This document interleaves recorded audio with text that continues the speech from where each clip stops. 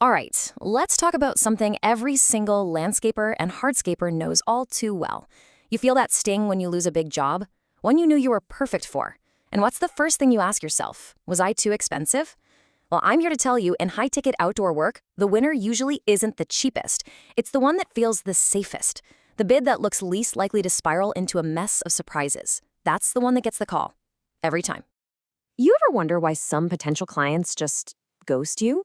This is why. When your proposal is fuzzy, when the scope is kind of implied instead of spelled out, what the homeowner sees is a blank check. Their mind immediately starts racing, picturing all the ways the cost could creep up. And they don't call to argue, they don't negotiate, they just leave.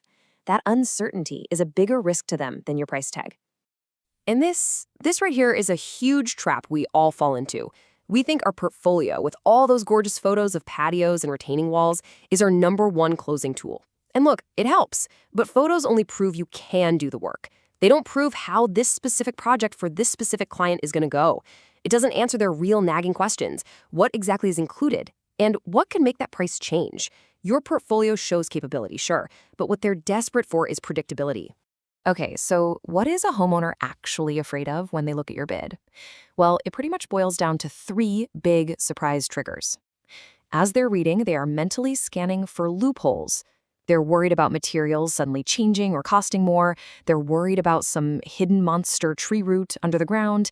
And they are terrified of that 4 weeks timeline turning into a 4-month disaster zone in their backyard. So how do you fight that fear? You fight it with radical clarity. The very first step is making your included list impossible to misunderstand. Look at this. It's not some dense paragraph you have to read 3 times. It's a simple, scannable checklist. Demo and site prep, base prep, edging, drainage basics, cleanup and haul away. Boom, boom, boom. No fluff, just the facts. Every single one of those check marks builds a little more confidence.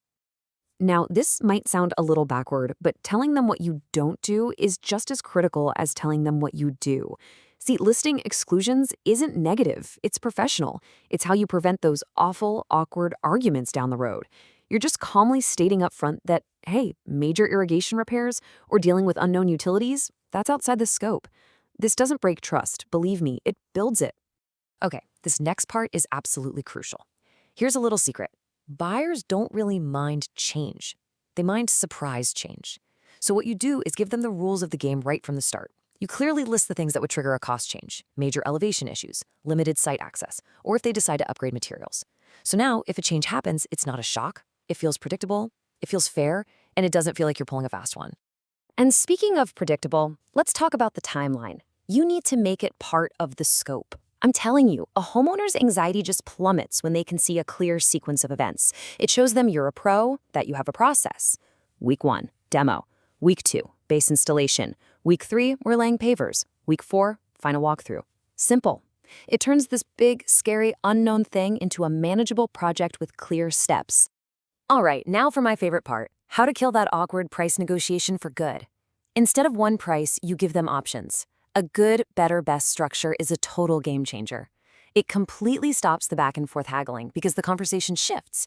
It goes from, can you do it cheaper, to, which of these options is right for me?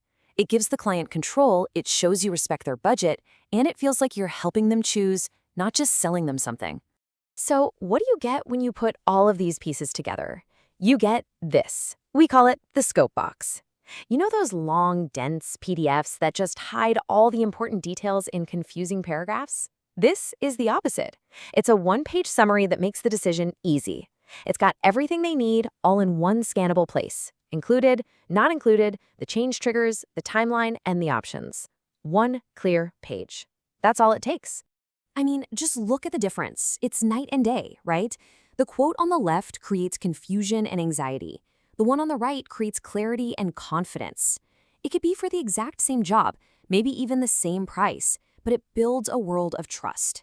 See, this isn't about slick sales tactics. It's about becoming a master of removing risk for your client. And when you do that, your price suddenly feels justified, and you're no longer competing by just being the cheapest guy. So I'll leave you with this one simple question. Go find your current proposal template and ask yourself honestly, would I sign this thing blind? If your own quote fails that test, if there are any gray areas at all, then you're gonna keep losing out on great projects. And the worst part?